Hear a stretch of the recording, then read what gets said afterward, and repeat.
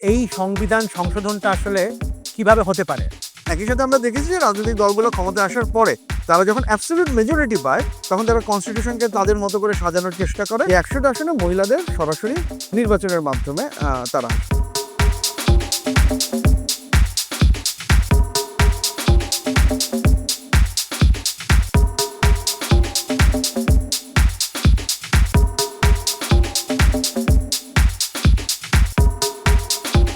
দুই দর্শক মণ্ডলী, আপনাদের সকলকে স্বাগত জানাচ্ছি ভয়েস ফর রিফর্ম আয়োজিত মেরামত আড্ডা আয়োজন। আজকে আমার সাথে উপস্থিত আছেন ডক্টর আসিফ শাহান, ঢাকা বিশ্ববিদ্যালয়ের অধ্যাপক। আজকে আমরা এই সংবিধান সংশোধন এবং অন্যান্য যেই ঐক্যমত্য কমিশনের আন্ডারে যেই সংশোধন যেই সংস্কার আলাপগুলি হচ্ছে সেগুলো নিয়ে একটু আলোচনা করব, আরও কয়েকটি বিষয়। আমরা একটি বিষয়ে অনেক ক্ষেত্রেই আলোচনা হচ্ছে যে এই সংবিধান সংশোধনটা আসলে কিভাবে হতে পারে। এখানে বেশ কিছু আলোচনার মধ্যে আছে। বিএনপির মতো রাজনৈতিক দল যেরকম বলছে যে আগে একটি সংসদ নির্বাচন যেটা নর্মাল হওয়ার কথা সেটা হবে, তারপরে সংবিধান সংশোধন হবে সাধারণ নিয়মে 2/3 মেজরিটি দিয়ে। আবার এখানে এনসিপি এবং আরও কয়েকটা দল থেকেও একটা সাজেশন এসেছে যে একটা কনস্টিটিউয়েন্ট অ্যাসেম্বলি তৈরি করা। এখন এই কনস্টিটিউয়েন্ট অ্যাসেম্বলি কি আলাদা করে হবে, নাকি এই সংসদ যেই নির্বাচনটা হবে তারাই এটা কনস্টিটিউয়েন্ট অ্যাসেম্বলি হিসাবে কাজ করবে, সেটা নিয়েও এক ধরনের আলোচনা শুরু হয়েছে। অথবা এটাকে একটা গণভোটের মাধ্যমে আমাদের এই সংবিধান সংশোধনটা করা দরকার কিনা। তো এই ব্যাপারগুলি নিয়ে প্রথমে আমরা একটা আলোচনা করি। ডক্টর আসিফ শাহান, আপনি তো অলরেডি জানেন যে বেশ কিছু আইডিয়া আছে এবং বেশ কিছু প্রপোজাল আছে, এবং এর মধ্যে আমরা দেখতে পাচ্ছি যে কিছুটা মতবিরোধও আছে। পার্টিকুলারলি আমি যদি বলি যে বিএনপি এবং ছাত্রদের যেই রাজনৈতিক দল এনসিপির মধ্যে একটা বড় ধরনের একটা ডিফারেন্স হচ্ছে যে কিভাবে সংবিধানটা সংশোধন করা হবে। আপনি ব্যাপারটা কিভাবে দেখছেন, আসলে আমরা কিভাবে দেখতে পারি, এবং কোন জিনিসটার মানে কোন জায়গাটাতে আসলে আরো বেশি আমাদের মানে চিন্তা করা দরকার, এবং আসলে কি একটা দুইটার মাঝামাঝি কোনো একটা ধরনের সলিউশনকে আমরা পেতে পারি কিনা? অনেক ধন্যবাদ আপনাকে। এখন এখানে কয়েকটা ব্যাপার। প্রথমত, ইন জেনারেল আমরা যদি একটা কনস্টিটিউশন অ্যামেন্ড বা রিরাইট যাই বলি না কেন, আমরা এখন আলটিমেটলি যেটা বোঝা যাচ্ছে আমরা শেষ পর্যন্ত অ্যামেন্ডমেন্টের দিকেই যাচ্ছি। পুরো রিরাইট হয়তো হচ্ছে না, আমরা অ্যামেন্ডমেন্টের দিকেই যাচ্ছি। যদি আপনি কনসেনসাস কমিশনের রিপোর্টটা দেখেন তাহলে সেক্ষেত্রে হচ্ছে কি ওনারা কতগুলো অবস্থান বলেছে। একটা বলেছেন হচ্ছে গিয়ে এক্সিকিউটিভ অর্ডারের মাধ্যমে পরে সেটাকে করে নেওয়া, একটা বলেছেন জাতীয় সংসদ নির্বাচনের মাধ্যমে, একটা বলেছেন গণপরিষদ নির্বাচনের মাধ্যমে, রেফারেন্ডামের মাধ্যমে, এরকম কতগুলো অপশন তারা দিয়েছে। কিন্তু এক্সিকিউটিভ অর্ডার হলেও তো সেটাকে আবার ওই সংসদে রেটিফাই করতে হবে। রাইট, এবং এইটা আসলে হবে না। মানে কনস্টিটিউশন এভাবে এক্সিকিউটিভ অর্ডার দিয়ে আপনি এটাকে করতে পারেন না, এটা সম্ভব না। সো আমার মনে হয় এইটা আমরা প্রথমে বাতিলের খাতায়, অন্যান্য ছোটখাটো আইনগুলো হয়তো করা যায়, ছোটখাটো আইনগুলো, কিন্তু কনস্টিটিউশনাল অ্যামেন্ডমেন্ট আসলে আপনার হচ্ছে গিয়ে এক্সিকিউটিভ অর্ডার দিয়ে করতে পারবেন না। আমি লিগাল ইস্যু না, আমার রাষ্ট্রবিজ্ঞানের পড়াশোনা যতটুকু বলে তাতে বুঝি যে এটা সম্ভব নয়, এবং আমার ধারণা লিগাল এক্সপার্টও ইতিমধ্যেই বলে দিয়েছেন যে কনস্টিটিউশনাল অ্যামেন্ডমেন্ট আপনি হচ্ছে গিয়ে এক্সিকিউটিভ অর্ডার দিয়ে করতে পারবেন। এটা হচ্ছে গিয়ে একটা বড় বিষয়। আচ্ছা, দ্বিতীয়ত আমরা কতগুলো দেখুন, মানে এই যে আগে এটা হচ্ছে গিয়ে কনসেনসাস কমিশনের বক্তব্য, না ইন্টারন্যাশনাল প্র্যাকটিসগুলো আসলে কি কি আছে, দেন আমরা একটা কম্পারিজনে বসি। তো প্রথমত আপনি শুরুতেই একটা কনস্টিটিউশনাল কনভেনশন ডাকতে পারতেন, যেটা আমরা করিনি, সো ওইটা আলাপ থেকে বাদ। দ্বিতীয় যে ব্যাপারটা আরেকটা হচ্ছে আমরা ম্যান্ডেটেড লেজিসলেচার বলি, যে ম্যান্ডেটেড লেজিসলেচারের মাধ্যমে মানে যে লেজিসলেচারটাকে তৈরি করা হচ্ছে কনস্টিটিউশনটাকে অ্যামেন্ডমেন্ট বা রিরাইট করার জন্য। এখন সেইখানে একটা প্রশ্ন যেটা থেকে যায় যে আপনার আইনসভা যখন কনস্টিটিউশনাল অ্যামেন্ডমেন্ট নিয়ে কাজ করবে, এই সময়টুকুতে সরকারকে চালাবে। এখানে দুইটা অবস্থা, একটা হচ্ছে যে একটা সরকার থাকবে, যে সরকারটা হচ্ছে গিয়ে সরকার পরিচালনা, তো লেটস অ্যাজিউম দ্যাট অন্তর্বর্তী সরকার থাকলো যতক্ষণ পর্যন্ত কনস্টিটিউয়েন্ট অ্যাসেম্বলি ইলেকশন হয়েছে, কনস্টিটিউয়েন্ট অ্যাসেম্বলি যতক্ষণ পর্যন্ত এগ্রি না করছে ততক্ষণ পর্যন্ত এই অন্তর্বর্তীকালীন সরকারটার দায়িত্ব পালন করে যাবে। তারপরে হচ্ছে গিয়ে আপনার আমরা আরেকটা ভোটে যাব, তার মাধ্যমে চলো আমরা নতুন একটা সরকার। দ্বিতীয় যে অপশনটা, যে সেটা হচ্ছে যে আপনি একটাই নির্বাচন করবেন, একটা কনস্টিটিউয়েন্ট অ্যাসেম্বলি নির্বাচন করুন। সেই কনস্টিটিউয়েন্ট অ্যাসেম্বলিটা একই সাথে দুটো দায়িত্ব পালন করবে, সে কনস্টিটিউয়েন্ট অ্যাসেম্বলিও হবে, আবার একই সাথে সে সরকারও পরিচালনা করবে। এবং কনস্টিটিউশন মানে ইলেকশন একটাই হবে ইলেকশন একটাই হবে, এবং ওই নির্বাচন 300 আসনেই election। 300 আসনেই হবে। 300 আসনে ওই নির্বাচনের পরে আপনি তারপরে হচ্ছে গিয়ে মানে হয়তো একটা নির্দিষ্ট সময়সীমা থাকবে যার মাধ্যমে আপনি, আমরা ওই ডিটেলসটা নিয়ে একটু পরে কথা বলছি, এবং তারা হচ্ছে সরকার পরিচালনার কার্যকলাপও করবেন। এবং তারপরে কনস্টিটিউশনটাকে তৈরি করার পরে সেই গণপরিষদটা অটোমেটিক্যালি আইনসভায় ট্রান্সফর্ম হয়ে যায়, মানে সেই গণপরিষদটাই আলটিমেটলি আপনার লেজিসলেটিভ বডিতে ট্রান্সফর্ম হয়ে যায়। এইটা হচ্ছে আরেকটা উপায়। আর আরেকটা তো হচ্ছে গিয়ে যেটা যে আপনি সিম্পল আপনি নর্মাল নির্বাচন দিবেন, সেই নির্বাচনে যিনি জিতে আসবেন তিনি হচ্ছে গিয়ে আপনার অ্যামেন্ডমেন্ট করবেন 2/3 মেজরিটি, যদি এটা আমরা এতদিন পর্যন্ত করে আসছি এটা আমরা যেটা আমরা এতদিন পর্যন্ত করে আসছি।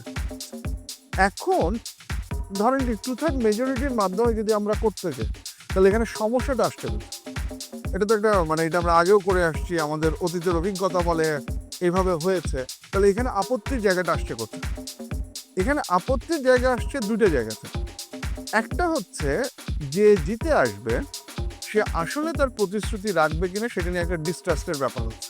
কারণ আমাদের অতীত অভিজ্ঞতা বলে যে অতীতে অনেক ক্ষেত্রে আমরা 3 জোটের রূপরেখা থেকে শুরু করে কোনো জায়গাতে আমরা দেখেছি যে রাজনৈতিক দলগুলো তাদের যে প্রতিশ্রুতি সেটা রক্ষা করেন, বা একই সাথে আমরা দেখেছি যে রাজনৈতিক দলগুলো ক্ষমতায় আসার পরে তারা যখন অ্যাবসলিউট মেজরিটি পায় তখন তারা কনস্টিটিউশনকে তাদের মতো করে সাজানোর চেষ্টা করে। So as a result of that সেটা একটা প্রবলেম তৈরি করে। এখন সেটা একটা সলিউশন জুলাই চার্টার, আপনি জানেন যে জুলাই চার্টারের কথা বলা হচ্ছে, সেটা হয়তো এটা একটা সলিউশন দিতে পারে। কিন্তু এটা যেটা সমাধান দিতে পারে সেটা হচ্ছে দ্বিতীয় সমস্যা। আমরা অতীতে দেখেছি যে কনস্টিটিউশনাল অ্যামেন্ডমেন্ট যখন হয়েছে, অ্যামেন্ডমেন্ট হওয়ার পরে সেটাকে নিয়ে যখন কোর্টে কোনো সুপ্রিম কোর্টে যখন সেটাকে নিয়ে কোনো প্রশ্ন উঠেছে, মানে কেউ চ্যালেঞ্জ করেছে, অনেক সময় সরকারি দল কোর্টটাকে তার নিজস্ব ইনস্ট্রুমেন্ট হিসেবে ইউজ করে সেই অ্যামেন্ডমেন্টটাকে বাতিল করে দিয়েছে, যার ফলে একটা বড় ধরনের ক্রাইসিস তৈরি। না, এটা তো দুটাই হতে পারে, সরকারি দলেরও একটা উদ্দেশ্য থাকতে পারে, ইডেন উদ্দেশ্য, ওরা হয়তো সরকার চাচ্ছে না, তারপরেও হতে পারে, অ্যাবসলিউটলি সেটা হতে পারে। মানে কেয়ারটেকার গভর্নমেন্টের যে ব্যাপারটা আপনি দেখেন যে বাতিল হলো, সেটার ক্ষেত্রে যদি দেখেন আপনি, সেখানে তো ক্লিয়ারলি বোঝা যাচ্ছে যে বিগত সরকারি দলের একটা ইন্টেনশন ছিল, কারণ কোর্টের আদেশের ওইটা একটা সমস্যা। যে আপনি ধরা যাক কথার কথা আমরা এই আপার হাউস পিয়ারের ব্যাপারে এগ্রি করলাম, ধরা যাক আমরা হচ্ছে আপার হাউসের ওভারসাইড রোলের ব্যাপারে এগ্রি করলাম, ধরা যাক আমরা ফিমেলের রিপ্রেজেন্টেশন এবং অন্যান্য আরও যা যা বিষয় আছে সেগুলো নিয়ে আমরা এগ্রি করে আমরা একটা নির্বাচনে গেলাম। নির্বাচনে যাওয়ার পরে ধরা যাক আবারও এবার কোনো প্রতিশ্রুতি ব্রেক হলো না এবং সরকার এসে সেটাকে বাস্তবায়ন করল। তারপরেও ওই যে দ্বিতীয় যে ঝুঁকিটা, তার মানে আপনি প্রথম ঝুঁকিটাকে আপনি রোধ করলেন যে মানে যে জিতে আসছে সে মানে প্রতিশ্রুতির বরখেলাপ করলো না। দ্বিতীয় যে ঝুঁকিটা, সেই ঝুঁকিটা থেকেই যাচ্ছে যে কোর্ট ভবিষ্যতে করতে পারে, বা যে দল সরকারে আছে তার যদি হঠাৎ করে মাথায় কোনো দুষ্ট বুদ্ধি আসে তাহলে হচ্ছে গিয়ে সে সেটাকে ইউজ করে, এবং এটা তো এই সরকার নেই, পরের সরকারও করতে পারে। তাহলে আমরা যে অ্যাচিভমেন্টটা আসলাম সেই পুরো অ্যাচিভমেন্টেই হচ্ছে গিয়ে আপনি নষ্ট করে ফেলবেন। এখন এইখানে যে বক্তব্যটা আসছে, এইটা এনসিপির থেকেও আসছে, এইটা বেশ কিছু লিগ্যাল এবং পলিটিক্যাল স্কলারদের থেকেও আসছে, যেটা নিয়ে যদি আমরা এগ্রি করি তাহলে এটা নিয়ে আরও লিগ্যাল ডিসকাশন হওয়া দরকার। এই সমস্যাটা আটকানোর একটা উপায় হচ্ছে গণপরিষদ। গণপরিষদ মানে হচ্ছে আপনি একটা কনস্টিটিউয়েন্ট অ্যাসেম্বলি তৈরি করছেন, যার one of the sole or most important responsibility হচ্ছে গিয়ে কনস্টিটিউশনটাকে তৈরি। কনস্টিটিউয়েন্ট অ্যাসেম্বলি তো গণপরিষদ নাকি? কনস্টিটিউয়েন্ট অ্যাসেম্বলি গণপরিষদ, হ্যাঁ, মানে সেটাই, মানে আপনি হচ্ছে গিয়ে নর্মাল ইলেকশন না করে আপনি যদি কনস্টিটিউয়েন্ট অ্যাসেম্বলি তৈরি করেন, আপনি কনস্টিটিউয়েন্ট অ্যাসেম্বলিটাকে তৈরি করছেন, গণপরিষদকে তৈরি করছেন এই কনস্টিটিউশনের রিরাইটের বা অ্যামেন্ডমেন্টের এই কাজটাকে করার জন্য। এখন ধরেন আমাদের একটা জুলাই এগ্রিমেন্ট হলো, সেই এগ্রিমেন্টে আমরা ঠিক করে নিলাম যে আমরা এই জিনিসপত্রগুলোকে আমরা কনস্টিটিউয়েন্ট অ্যাসেম্বলির মাধ্যমে যেই আসুক সেটাকে বাস্তবায়ন করবে, এই জিনিসপত্রগুলো নিয়ে আমরা আলোচনা করব, এর বাইরে কোনো কিছু নিয়ে আমরা কথাবার্তা বলবো না। সো আপনি একটা কনস্টিটিউয়েন্ট অ্যাসেম্বলি দিলেন, এবং যেটা আমি বলবো যে ম্যান্ডেটেড লেজিসলেচার, সে ম্যান্ডেটেড তার ম্যান্ডেটই হচ্ছে কনস্টিটিউশন তৈরি, একই সাথে সে সরকারের দায়িত্ব হচ্ছে গিয়ে পালন করছে। কারণ এখন একটা প্রশ্ন আসবে যে কনস্টিটিউয়েন্ট অ্যাসেম্বলি যে সে কিভাবে সরকার গঠন করবে, কারণ কনস্টিটিউয়েন্ট অ্যাসেম্বলি তো মেইন প্রথম কাজই হচ্ছে কনস্টিটিউশনকে চেঞ্জ করা বা এটাকে রিভাইজ করা বা নতুন করে কিছু করা। তাই সে কি এখানে এক ধরনের আস্থা ভোটের মাধ্যমে আবার সরকার তৈরি করবে, নাকি আসলে এখানে এখানে এই ক্ষেত্রে যেটা বললাম যে এখানে একই সাথে সে ডুয়াল রোল পালন ডুয়েল ফ্লোর পেতে ডুয়াল রোল পালন করবে। একটা হচ্ছে কনস্টিটিউয়েন্ট অ্যাসেম্বলি তার ইস্যু করবে, আর এই সময়টা কিন্তু এইখানে ইম্পর্টেন্ট, এটা কনস্টিটিউয়েন্ট অ্যাসেম্বলি একটা নির্দিষ্ট সময়সীমা দিয়ে দিতে হয়, সেটা 30 দিন, 90 দিন, 120 দিন, যাই হোক, এর মাঝখানে হচ্ছে গিয়ে সে তার কাজটা শেষ করবে এবং এই কাজটা শেষ করার পর সে অটোমেটিক্যালি আইনসভায় পরিণত হয়ে যাবে। আর এই সময়কালে হচ্ছে গিয়ে সরকারের যে রেগুলার অ্যাক্টিভিটি সেটা সে হচ্ছে গিয়ে পালন করবে। এবং এটা নতুন সরকারই হবে এই তত্ত্বাবধায়ক ইন্টারিম গভর্নমেন্টের এক্সটেনশন। ইন্টারিম গভর্নমেন্ট অনেকে তো ভাবতে পারে যে এটা তো ইন্টারিম এর কন্টিনিউশন হতে পারে। না, সেটা না, ওই যে ওটা বললাম, ইন্টারিম গভর্নমেন্টটা হচ্ছে গিয়ে একটা অপশন। হ্যাঁ। যদি আপনি সেটাতে এগ্রি করেন তাহলে একটা জিনিস, যদি আপনি সেটাতে এগ্রিমেন্ট না করেন তাহলে এইটাই which will eventually transform into আইনসভা। তাহলে সেইখানে এসে এখন এটা সুবিধা রেখে, যেহেতু এটা ম্যান্ডেটেড লেজিসলেচার, এই লেজিসলেচারটাকে আপনি তৈরি করেছেন হচ্ছে এই সংবিধানটাকে তৈরি মানে ঠিক করবার জন্য, তখন তার যে অথরিটি থাকে বা তার যে লেজিটিমেসি থাকে, সেই লেজিটিমেসিটাকে আপনি কোর্টে অত ইজিলি চ্যালেঞ্জ করতে পারবেন না। মানে আগে আমরা অ্যামেন্ডমেন্টগুলোকে যে গ্রাউন্ডে বাদ দিতাম, যেটা তো নর্মাল পার্লামেন্টকে আপনি অ্যাবসলিউট মেজরিটিতে করেছেন, কিন্তু আপনি যখন কনস্টিটিউশন তৈরি করতেছেন, মানে কনস্টিটিউশন তো হচ্ছে মাদার ল, গ্র্যান্ড ফাদার ল, যাই বলেন না কেন, সব কিছু তো ওইটা থেকে। এখন সেই কনস্টিটিউশনটাকে তৈরি করার জন্য আপনি যখন একটা ম্যান্ডেটেড লেজিসলেচার দিচ্ছেন, সে তো সবার উপরে, তার সিদ্ধান্তটাকে হচ্ছে গিয়ে কোর্ট অত সহজে বাতিল করতে পারবে না। As a result of that, আমরা যে কনসার্নের কথা বলছিলাম যে এই জিনিসপত্রগুলো টিকে থাকবে কিনা, সেই সম্ভাবনাটাকে আপনি নাকচ করতে পারছেন। তো এইটা হচ্ছে গিয়ে একটা অপশন আর এই জায়গাটা। না, সেটা বোধহয় দু একটা পার্টি পার্টিকুলারলি এনসিপির পক্ষ থেকে বেশ কয়েকবার বলা হয়েছে। তো এইখানে আসলে আপনার দৃষ্টিতে বিএনপির সাইডে এখনো পরিষ্কারভাবে এই ব্যাপারটাতে তারা হয়তো মানে কিছুটা হয়তো তারা একটা অবস্থান নিয়েছে যে না, তারা কনস্টিটিউয়েন্ট অ্যাসেম্বলির ব্যাপারে খুব একটা পজিটিভ না। তো ওনাদের আসলে কনসার্নটা কি? মানে যে যদি তারা মানে এই ইলেকশনের সাথে সাথেই ক্ষমতার হাত বদলটা হয়, তাহলে আসলে কনসার্নটা কি হতে পারে? নাকি তারা মনে করছে যে ক্ষমতার হাত বদলটাও দেরি হয়ে যেতে পারে?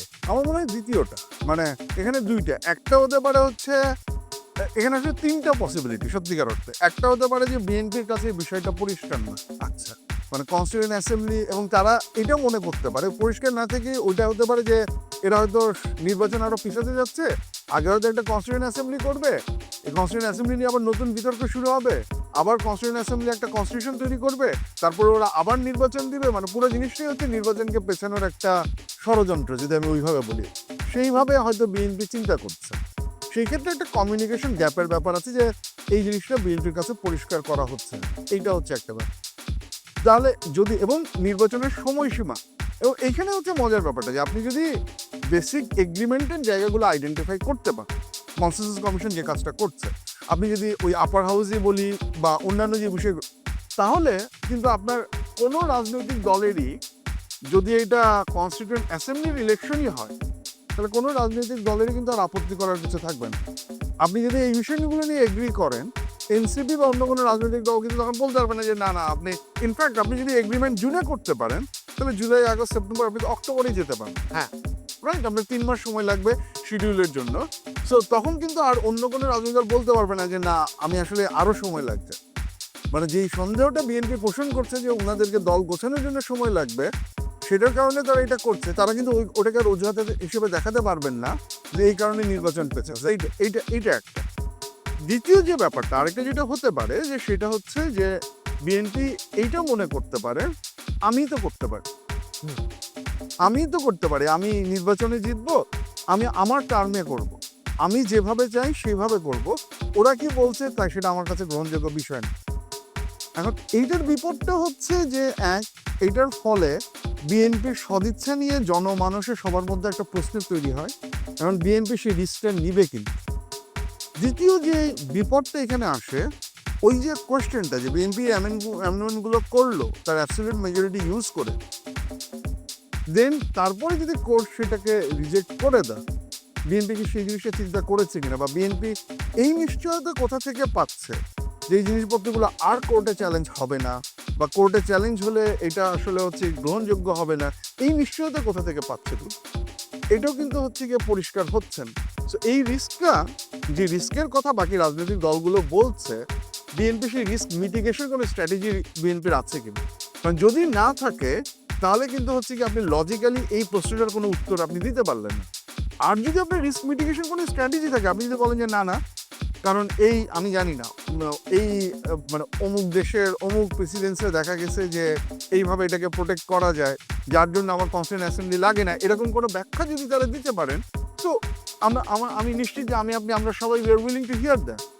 আমরা তো ওই বক্তব্যটাও শুনতে চাই যে যদি এই যে নিশ্চয়তার কথা, এই যে ভয়ের কথা, এটা চেঞ্জ হয়ে যাবে, যে চেঞ্জ আমাদেরকে বারবার সমস্যার মধ্যে এবং অনেকবার চেঞ্জ হয়েছে, তো অনেকবার চেঞ্জ আমাদের অনেকগুলি কনস্টিটিউশন অ্যামেন্ডমেন্ট বাতিল হয়েছে, বাতিল করে। রাইট, কিন্তু এই যে সেফটির যে জায়গাটা, এবং আমি শিওর ভবিষ্যতেও অ্যামেন্ডমেন্ট হবে, সেটা নিয়ে কোনো ইস্যু নেই, কিন্তু এই যে বেসিক পাওয়ার স্ট্রাকচারে যে চেঞ্জের যে ব্যাপারটা, এই ব্যাপারে যদি আমরা এগ্রিমেন্ট না করি, তাহলে দেখুন ভবিষ্যতে কেউ যদি এটাকে বাতিল করে দেয়, কথার কথা হলো আপার হাউস এটা আমরা আবার ইউনিটারি ফরম্যাটে ফেরত যাব, আমরা আবার হচ্ছে গিয়ে যেই চেক অ্যান্ড ব্যালেন্সের অভাবের কথা বলছিলাম সেখানে ফেরত যাব, আমরা আবার প্রাইম মিনিস্টারের যে ডিক্টেটরশিপের কথা বলছিলাম সেখানে ফেরত যাব, আমরা আবারও কি সেই 91 থেকে আবার 111 2008 আমরা কি আবার হিস্ট্রিক্যালি সেই একই সাইকেলের মধ্যে পড়ে যাব কিনা, সেই প্রশ্নটার তো একটা মীমাংসা হওয়া দরকার।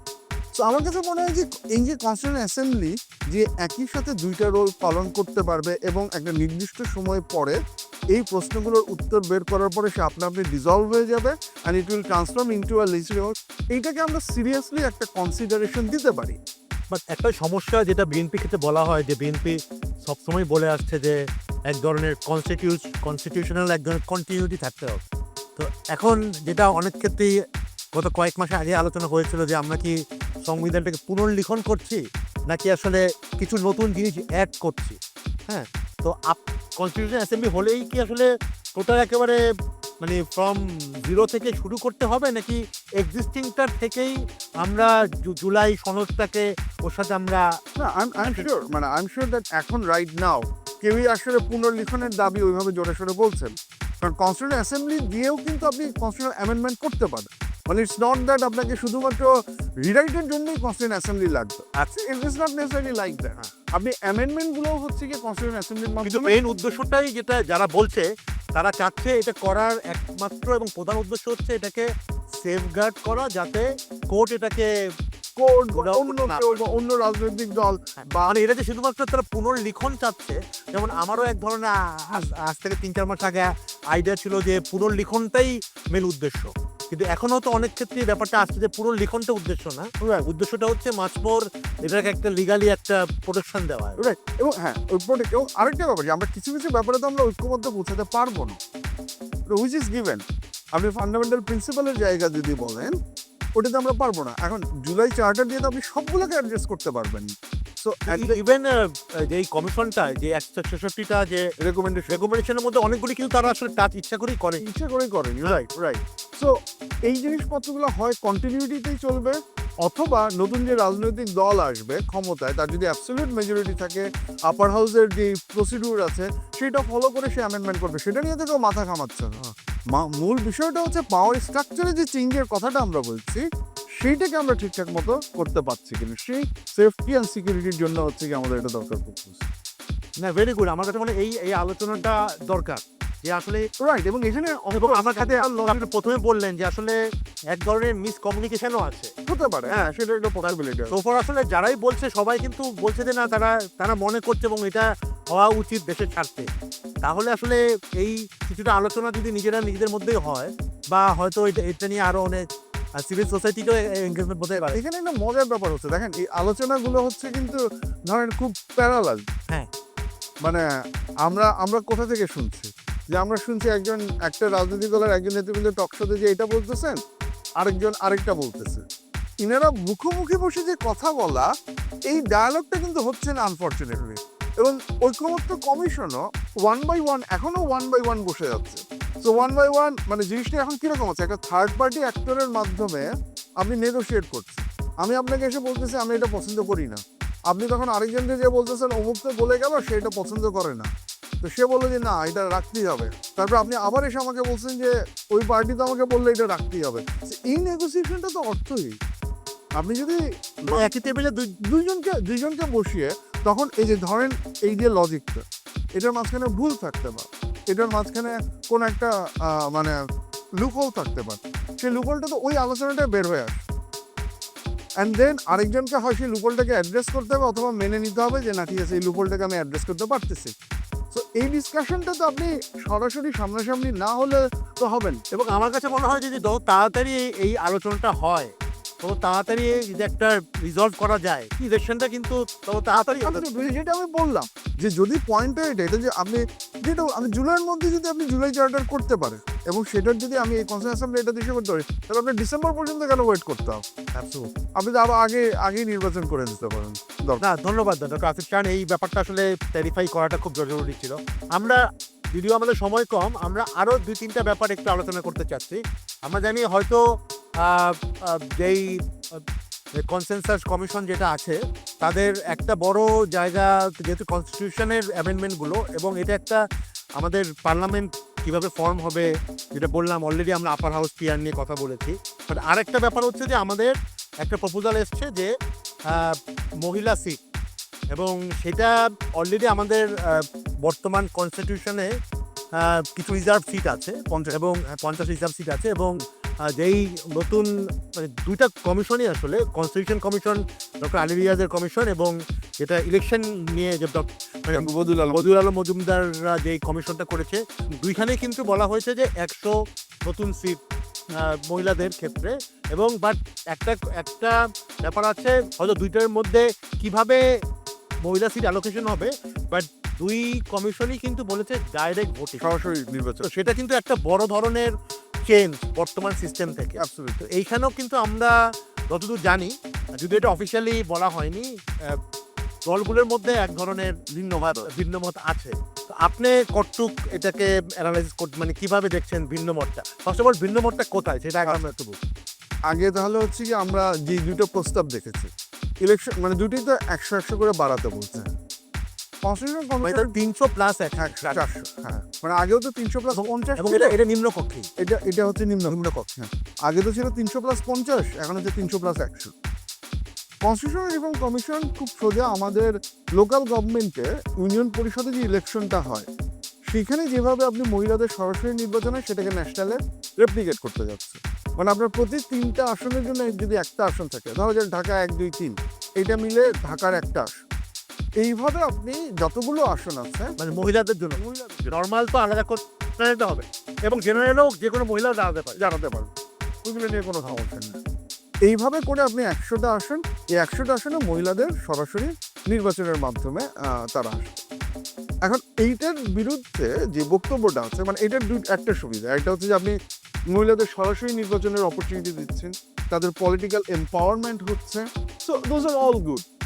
নেগেটিভ যেটা বলা হয় যেটা হচ্ছে যে তাদের এখানে কোনো কনস্টিটুয়েন্সি, বা আপনি যেহেতু ঢাকা 1, 2, 3 মিলে একটা কনস্টিটুয়েন্সি, নিয়ে এদের বড় কনস্টিটুয়েন্সি আছে, অনেক বড় কনস্টিটুয়েন্সি। নাম্বার 1, এত বড় কনস্টিটুয়েন্সি ম্যানেজ করা ডিফিকাল্ট। সেকেন্ড, আমরা লোকাল গভর্নমেন্ট থেকে যে আমাদের এক্সপিরিয়েন্স সেটাতে আমরা দেখি যে ইভেন দো মহিলারা এরকম 3টা আসনের রিপ্রেজেন্ট করেন, কিন্তু আসল ক্ষমতা সবকিছুই ওই আসনের যে পুরুষ সদস্য তার কাছেই থাকে, মহিলা সদস্য আসলে তেমন কিছু করতে পারেন না। এটা হচ্ছে এটার একটা সমালোচনা। কিন্তু ওটা তো লোকাল গভর্নমেন্টের লোকাল গভর্নমেন্ট ইস্যু থাকে, কিন্তু আইনসভার তো মেইন কাজ হচ্ছে আইন করা। অ্যাবসলিউট, আমি এখানে এগ্রি করি যে এইখানে যেটা হতে পারে যে আপনার হয়তো তার কনস্টিটিউয়েন্সি সার্ভিস যদি নাও থাকে, তার লেজিসলেটিভ একটা রোল প্লে করার একটা অপরচুনিটি থাকে। উনি আইন সভায়, তারপর হচ্ছে কি আমরা যে ওভারসাইটের কথা বলছিলাম, প্রত্যেকটা ক্ষেত্রে তিনি গুরুত্বপূর্ণ ভূমিকা পালন করতে পারেন। আপনি তারপরেও এই আপত্তি তুলতে পারেন যে ওনার তো কোনো কনস্টিটিউয়েন্সি সার্ভিস আপনি দিতে পারছেন, হুইচ ইজ গুড। বাট আবার এটাও চিন্তায় রাখা উচিত যে আইনসভার মূল কাজ তো কনস্টিটিউয়েন্সি সার্ভিস, অ্যাবসলিউটলি তার মূল কাজ তো হচ্ছে লেজিসলেশন। ওটা জন্য তো আমার লোকাল গভর্নমেন্ট আছে যদি আমি ওইটা করি। আচ্ছা, বাট ইলেকট্রাল রিফর্ম কমিশন আবার এই কনস্টিটিউয়েন্সিটাকে সলভ করার জন্য তারা একটা রোটেশন পদ্ধতির কথা বলেছে, যে 400টা যে আসন হলো মূল 100টা অ্যাডিশন করার পরে, এরপরে ধরেন লটারির মাধ্যমে 100টা আসন আইডেন্টিফাই করা হবে। এই 100টা আসনে সকল রাজনৈতিক দল শুধু মহিলাদেরই নমিনেশন দেবে। তাহলে এখানে আসন সংখ্যা 400 হলো, এই 100টা আসনে শুধুমাত্র মহিলারাই এসে করে, এবং এখানে মহিলারাই জিতবেন, তাদের একটা কনস্টিটিউয়েন্সি থাকে। এটা ধরেন 2025 সালে হল। 2030 সালের ইলেকশনে এসে আপনি আবার নতুন করে লটারি করবেন, আবার নতুন 100টা আসন আইডেন্টিফাই করবেন। এবার আগের 100টা এর মধ্যে থাকবে না, আগের 100টা এর মধ্যে থাকে। এক্সপেকটেশন হচ্ছে আগের 100তে যে মহিলারা যারা আছেন, যারা নির্বাচিত হয়েছেন, তাদের কেউ কেউ তো ভালো পারফরমেন্স করেছেন, তাদের কেউ কেউকে তাদের দল হয়তো আবার নমিনেশন দিবে। সো তারা টিকে থাকতেছেন, প্লাস এক্সট্রা 100 হচ্ছে। এইভাবে প্রত্যেকটা আসন একবার না একবার একজন মহিলা এমপির এক্সপিরিয়েন্সের মধ্য দিয়ে যাবে এবং এর ফলশ্রুতিতে তাদের একটা ইস্যু হবে। আর সমস্যাটা যেটা হচ্ছে, কোনো রাজনৈতিক দল এইটার বিষয়ে একমত না। এবং এটার আরেকটা সমস্যা আছে। সমস্যাটা হচ্ছে যে আপনি যখন 100টা আসন ঠিক করে দিচ্ছেন, ওই আসনে জনগণ যদি আসলে কোনো পুরুষ ভোটারকে ভোট দিতে চায়, পুরুষ ক্যান্ডিডেটকে ভোট দিতে চায়ও, আপনি তার কাছ থেকে কিন্তু সেই অপশনটা কেড়ে নিচ্ছেন। মানে কেন আমার তো ওই 100টার মধ্যে তো যে কেউ হতেই পারে না না, অন টপ অফ ওই 300 টপ অফ ওটা না নাকি ওই 300টা আসনে যে কেই দাঁড়াবে, কিন্তু যে 100টাতে আপনি ঠিক করে দিয়েছেন, হ্যাঁ। যে 100টাতে শুধু মহিলারাই দাঁড়াবে, ওই 100 আসনে তো কোনো পুরুষ দাঁড়াতে পারছে না। আচ্ছা তো লেটস সে ধরেন সে ঢাকা 2 হ্যাঁ, ঢাকা 2 কি তখন শুধুমাত্র মহিলাই শুধুমাত্র মহিলারা ও আচ্ছা ওইখানে কোনো পুরুষের দাঁড়াতে পারবে না। এখন ধরেন একজন রাজনীতিবিদ, যিনি ঢাকা 2-এর খুব বিখ্যাত রাজনীতিবিদ, উনার পুরো ক্যারিয়ারই উনি দিয়ে দিয়েছেন ঢাকা 2-তে, আশা করছেন যে উনি দাঁড়াবেন, এবং ধরেন এলাকার মানুষের মধ্যে তার একটা গ্রহণযোগ্যতা হচ্ছে। এই সিস্টেমের ফলে উনার কিন্তু আর অ্যাটলিস্ট ওই বছর আর দাঁড়ানোর ওই বছর মানে 5 বছরই আছে 5 বছর আসলে আর উনার দাঁড়ানোর এটা আসলে অনেকের জন্য মেনে নেওয়া ডিফিকাল্ট হয়ে যেতে পারে। এইটা হচ্ছে একটা তো সেই অর্থে মনে হচ্ছে যে প্রথমটার ক্ষেত্রে হয়তো ঐক্যমত্য পাওয়াটা সম্ভাবনা বেশি বেশি, বাট এই তারপরে তো ঐক্যমত্য হয়নি বোধহয় হ্যাঁ, এখন আসি পার্থক্যের জায়গাটা কোথায় আসছে। জামাত ইসলামী প্রথম কথা তারা চাচ্ছে না কোনো, এখন পর্যন্ত তাদের বক্তব্য, মানে এইটা আসলে আমি সরি, এটা বলাটা ঠিক হচ্ছে না। কনসেনসাস কমিশনের যে বক্তব্য সেটা আমি দেখিনি, সেখানে জামাতের বক্তব্যটা, বাট যখন কনস্টিটিউশনাল রিফর্ম কমিশনে তারা যে কি বলে এটাকে প্রস্তাবগুলো দিয়েছিল, সেখানে তারা বলেছে যে লোয়ার হাউসে তারা কোনো রিজার্ভ সিট চায় না। তো এটা তারা চেঞ্জ করেছে কিনা আমি জানি না। যদি চেঞ্জ করে তাহলে একটা ব্যাপার। বিএনপি শুরু থেকেই বলে আসছে যে তারা 100টা আসনের ব্যাপারে একমত, কিন্তু সেই 100টা আসনে ওই যে আপার হাউস পিয়ারে যেভাবে তারা প্রপোজ করেছে সিটের ভিত্তিতে, সেই একইভাবে মানে অলমোস্ট বর্তমান সিস্টেমে বর্তমান সিস্টেমটা 50টার জায়গায় 100টা হ্যাঁ, বর্তমান সিস্টেমটাই ওই 50টার জায়গায় 100টা, অ্যাবসলিউটলি আপনি যেটা বললেন, তাহলে তো আরো বেশি কনসেন্ট্রেশন হওয়ার সম্ভব আরো বেশি কনসেন্ট্রেশন হয়ে যাচ্ছে। আচ্ছা এই আর এনসিপির বক্তব্য, এনসিপি একমত যে 300 আসনে সরাসরি নির্বাচন এই হিসেবে হতে, এই জায়গাটা হচ্ছে কি আমরা দাঁড়িয়ে আছি। So, এখন উইমেন এম্পাওয়ারমেন্টের জায়গা থেকে যদি দেখেন, আমার এক্সিস্টিং যে প্রপোজালগুলো আছে, এর মধ্যে অফকোর্স ডাইরেক্ট ইলেকশনটা একটা বেটার, কারণ এখানে আপনি অ্যাটলিস্ট মানে পলিটিক্যাল এম্পাওয়ারমেন্টের একটা অপরচুনিটি। এবং আমার যতদূর ধারণা বিভিন্ন নারীবাদী সংগঠনগুলো বা যারা ফিমেল রাইট নিয়ে কাজ করে তারাও কিন্তু এটা আবার নতুন কিছু না, এটা গত বোধহয় গত 30 বছর ধরেই কিন্তু তারা বলে ইলেকশনের কথা বলে, এবং যেটাকে আসলে একসময় ঠাট্টা ছলে বলা হতো যে 30 সেট অলংকার 50 সেট অলংকার, এখন এটা কি 100 সেট অলংকার হবে কিনা। রাইট, টেকনিক 100 সেট অলংকারকে না হতে দেওয়ার একটা উপায় হচ্ছে আপনি সরাসরি ইলেকশন দেওয়া।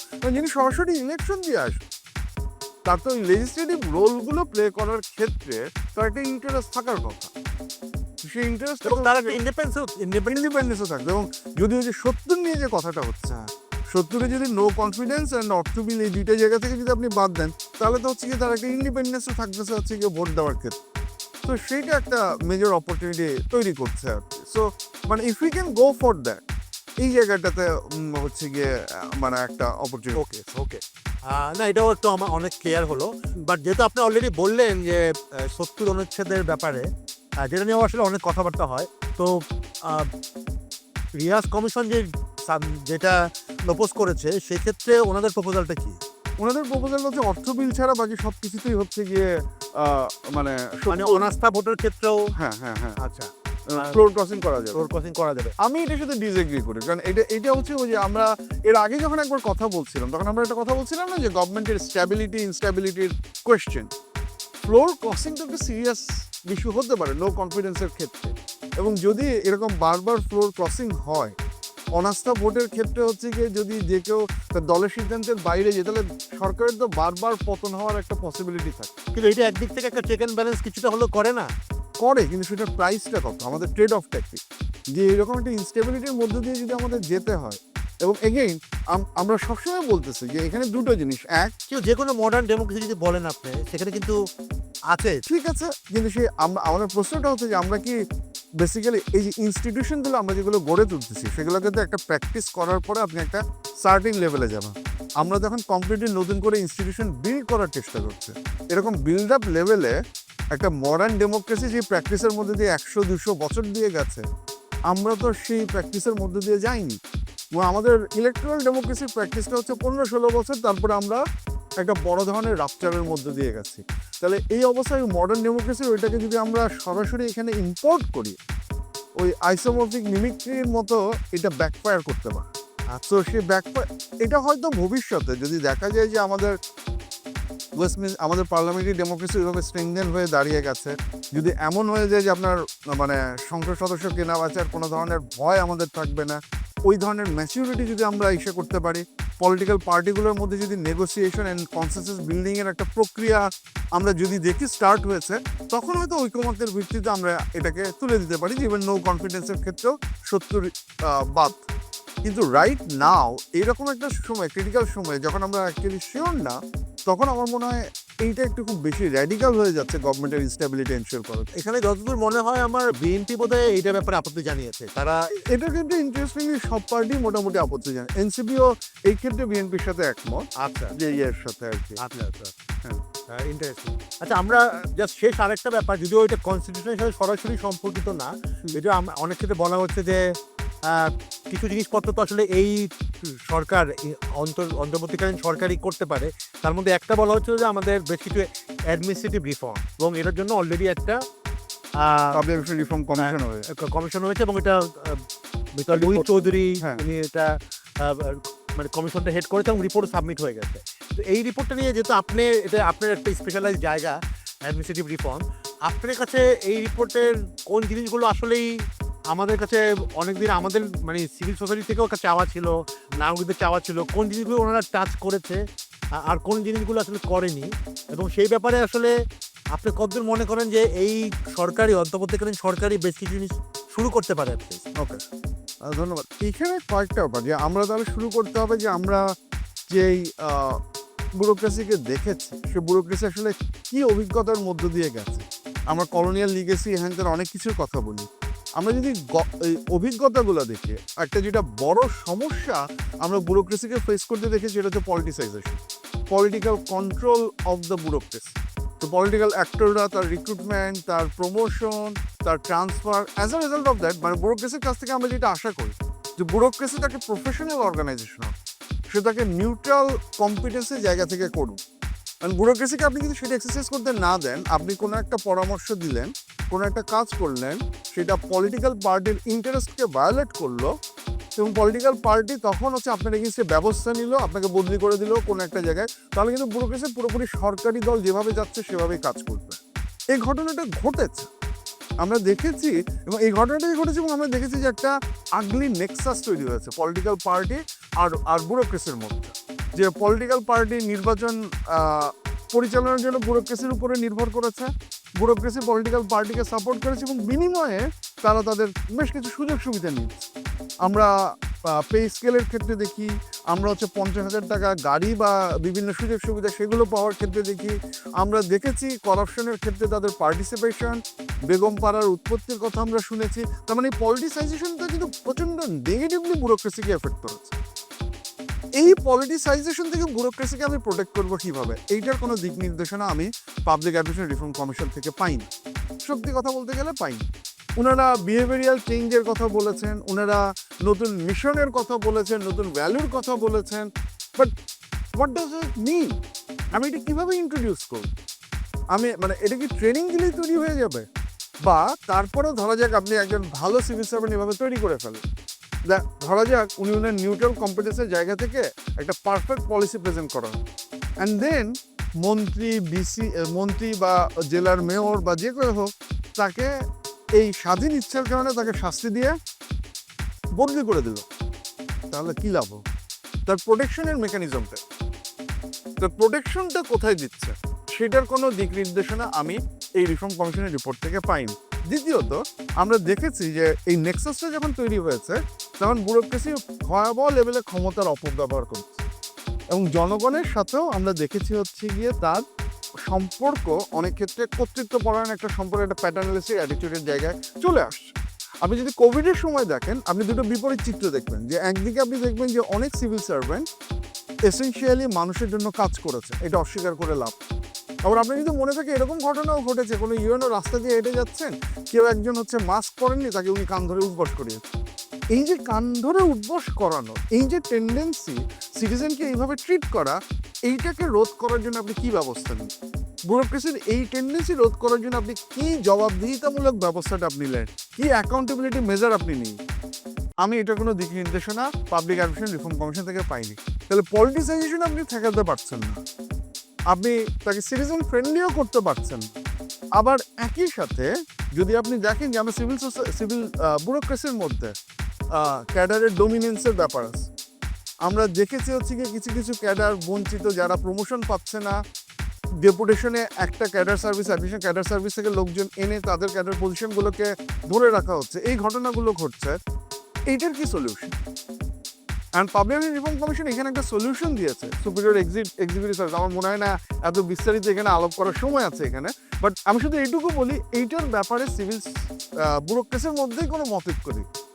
যাদের জন্য করা হয়েছে বলে ওনারা বলছেন তারাও একমত না, যাদের বিরুদ্ধে করা হয়েছে বলে একমত ইস্যু আছেন তারাও একমত না। এখানে একটা লিগাল ইস্যু আছে। So it didn't solve any problem. So basically public অ্যাডমিনিস্ট্রেশনের ক্ষেত্রে এই যে আমরা এক্সিকিউটিভ ডোমিনেন্স কমানোর কোনো পথ আমি এখন পর্যন্ত দেখিনি। এই কারণে আসলে একটা এটা আমাদের নতুন করে চিন্তা করতে হবে। তো পাবলিক অ্যাডমিনিস্ট্রেশন রিফর্ম কমিশন বলে একটা কমিশন তৈরি করার কথা, যেটা পার্মানেন্ট বডি হবে। এটাও তো সাজেশনে এসছে, এটা সাজেশনে আসছে এবং এটার ব্যাপারে একটা একমত তো খুব সম্ভবত আছে।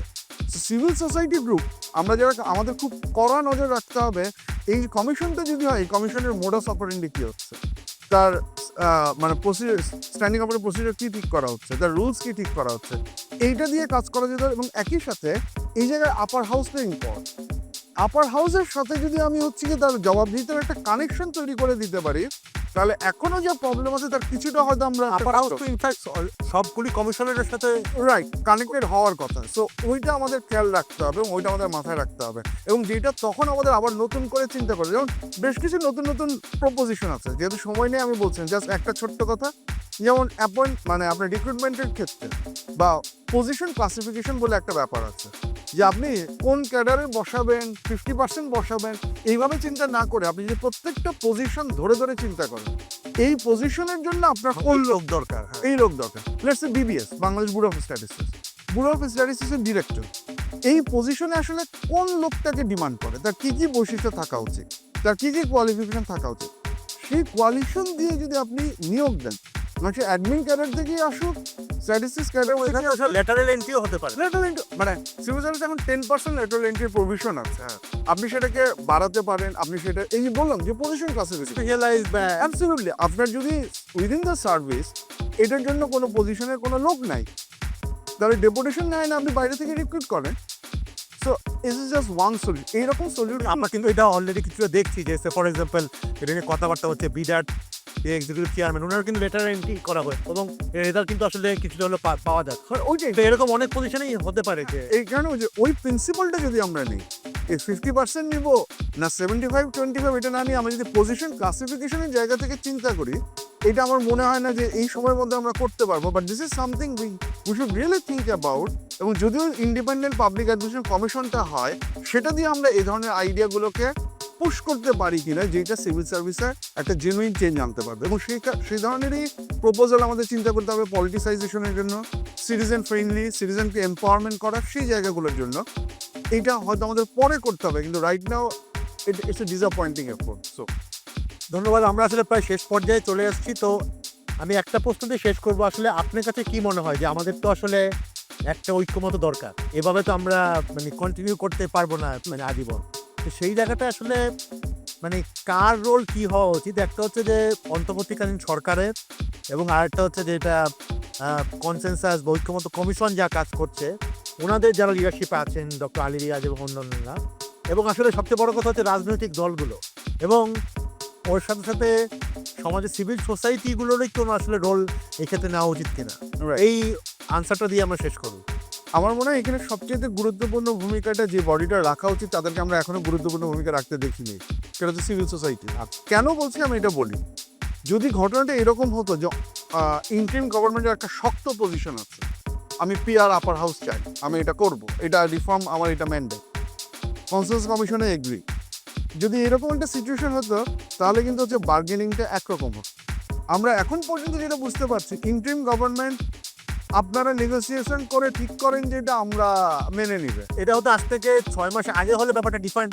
হ্যাঁ মানে রাইট, এবং এখনো ওই জায়গাতেই আমরা আছি। কনসেনসাস কমিশনও হ্যাঁ দেখেন আপনারা এটা করছেন, এই So, এমন কোনো বডি ইমার্জ করতেছে না যে আসলে বলতেছে লুক এই জিনিসটা আমাদের দরকার, এই জিনিসটা আমাদের ছাড় দেওয়া দরকার, এই জিনিসটা হচ্ছে গিয়ে আমরা নেগোশিয়েট করতে পারি, ডিসকাস করতে পারি, এইটা আমরা বাদ দিয়ে দিই, আমরা এটা পরে ডিসকাস করছি। এবং এমন কোনো বডি যে বডিটা বিএনপির সাথেও কথা বলতে পারে, এনসিপির সাথেও কথা বলতে পারে, জামাতের সাথে কথা বলতে পারে, লেফট যে পলিটিক্যাল পার্টিগুলো আছে তাদের সাথে কথা বলতে পারে, তাদেরকে একটা টেবিলে নিয়ে এসে বলতে পারে যে আমরা মনে করি এইটা, এই জায়গায় আমরা তোমার সাথে একমত, এই জায়গায় আমরা তোমার সাথে একমত, এই জায়গায় আমরা তোমাদের কারোর সাথে একমত না, এই জায়গায় আমরা মনে করি পুরো জিনিসটাকে ছুঁড়ে ফেলে দেওয়া উচিত, এই জায়গায় আমরা মনে করি এটাকে অ্যাড করা উচিত। এই একটা রোল কাউকে না কাউকে দিতে হবে। যেটা বললাম ইন্ডিয়ান গভর্নমেন্ট এটা নিবে না, এটা পরিষ্কার। কনসেন্সাস কমিশন ওই জায়গাটায় যাচ্ছে না, civil society should step up. Even আমার যতদূর খেয়াল পড়ে 90-এর গণ অভ্যুত্থানে কিন্তু সিভিল সোসাইটি এরকম একটা রোল ছিল। অ্যাবসলিউটলি। সো ওই জায়গাটা এখন আমাদের সিভিল সোসাইটি একটা বিপদের মধ্যে আছে, এটা সত্যি কথা। কারণ আগের রেজিমের সাথে সম্পর্কের প্রশ্ন চলে আসছে, তারপরে হচ্ছে ডিলেজিটিমাইজেশনের ব্যাপার চলে আসছে, সিভিল সোসাইটি নিজেও ট্রাস্ট করতে পারতেছে না পলিটিক্যাল অ্যাক্টরদের, সেই ব্যাপারটাও চলে আসছে। ট্রাস্টের ইস্যুটা একটা বড় ইস্যু। এরকম একটা জায়গায় এসে আমরা একটা দ্বিধাদ্বন্দ্বের মধ্যে পড়ে গেছে। কিন্তু যে কনস্টিটিউশন, যে রুলস অফ দ্য গেম, যেটা আমার রাষ্ট্রকে হচ্ছে পরিচালনা করবে দীর্ঘ সময় ধরে, এখন সিভিল সোসাইটির স্টেপ আপ করে এই পজিশনগুলা ইসে করে পলিটিক্যাল রাজনৈতিক দলগুলোর আসলে কর্তৃক, মানে অনেক রাজনৈতিক দল মনে করতে পারে আমি এই ঐক্যমতে আসলাম না, মানে ঠিক আছে যেভাবে আছে সেভাবেই চলতে পারে। তো এটা তাদের তো আসলে হোয়াটস ইন ইট ফর দেম, তাদেরও তো একটা ইনসেন্টিভ থাকতে হবে যে এক ধরনের ঐক্যমত্যর মধ্যে আসা। দেখুন ইনসেন্টিভ, এখন প্রথম কথা যে বিএনপির ইনসেন্টিভ কি হতে পারে, বিএনপির একটা যেটা আমরা শুরুতে বলেছি, একটা প্রথম ইনসেন্টিভ হতে পারে ইলেকশনের টাইম নেই, যেটার জন্য বিএনপি বারবার বলছে। এখন যদি তারা মিনিমাম যে জায়গাগুলো নিয়ে আমরা কথা বলছি এবং ওইখানে যদি সিভিল সোসাইটিরও সাপোর্ট থাকে, সিভিল সোসাইটি যদি এগ্রি করে এগুলো দরকার এবং বিএনপিও সেটার সাথে এগ্রি করতেছে, তো তারা তো বিএনপির ওপিনিয়ন তো ভ্যালিড যে হ্যাঁ আমরা এখানে এগ্রি করছি, ইলেকশনটা তাড়াতাড়ি হওয়া উচিত। So this is their incentive. NCP বা অন্যান্য পলিটিক্যাল পার্টি যারা হয়তো গোছাচ্ছে, but they need a place within the political system. Upper house PR তাদেরকে সেই প্লেসটা দিতে পারে, যেটার মাধ্যমে তারা ভবিষ্যতে পার্টি গুছিয়ে জামাতকেও দিতে পারে আর ওই লেফট উইং পলিটিক্যাল পার্টিগুলোকে দিতে পারে। সো ওই জায়গা থেকে তারা তাদের পার্টি গোছানোর একটা হিসেব আছে।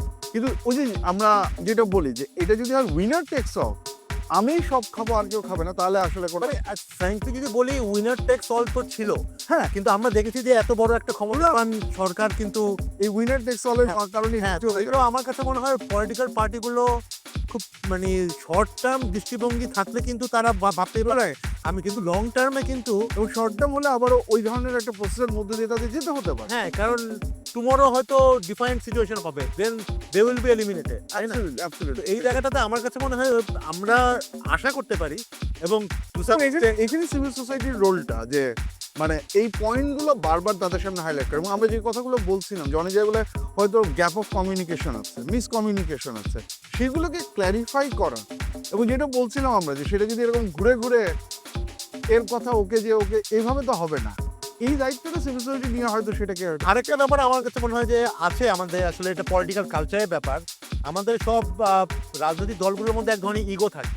হ্যাঁ, তারা হয়তো জানে যে এটা না করলে, এটা না করা ভালো বা এটা করা ভালো, কিন্তু যেহেতু একবার অলরেডি বলে ফেলেছে, ওই জায়গা থেকে অনেক ক্ষেত্রে সরাটা একটা পলিটিক্যাল অপটিক্সে থাকে। কিন্তু আমার কাছে মনে হয় এই জায়গাটা থেকে তাদের একটু উত্তরণ করতে হবে যে দেশের জন্য যা ভালো, তারা যদি অবস্থান পরিবর্তনও করে এটা কিন্তু তাদের জন্য ভালো আসলে। Right, absolutely. তা আমার কাছে মনে হয় এই আলোচনাটা মানে আসা উচিত। এখন এপ্রিল মাস, সামনে হয়তো আগামী 1-2 মাসের মধ্যে আমাদের খুব বেশি সময় নেই বেশি সময় নাই। করতে হবে। তো আমরাও চাই যে একটা ঐক্যমতের মাধ্যমে খুব তাড়াতাড়ি একটা সুন্দর সুষ্ঠু ইলেকশন হোক এবং নতুন সরকার গঠন হোক এবং তারপরে আমরা আরও এগিয়ে নিয়ে যাই। তো শুধু দর্শক মণ্ডলী, আপনারা আমাদের সাথে ছিলেন, আমাদের আলোচনা শুনলেন। আমরা এরকম আলোচনা আসলে আরও করব। আমরা আশা করি আপনারা আমাদেরকে সাজেশন দিবেন, আমাদেরকে পরামর্শ দিবেন কীভাবে এই আলোচনাগুলো আরও কার্যকরী করা যায় এবং আপনারাও আমাদের যদি কোনো প্রশ্ন থাকে আমাদেরকে জানাবেন আমাদের ইউটিউব চ্যানেল এবং ফেসবুক চ্যানেলে। আমি এই পর্যায়ে আপনাদের থেকে বিদায় নিচ্ছি ভয়েস অফ রিফর্মের পক্ষ থেকে। আর সকলে ভালো থাকেন, সুস্থ থাকেন।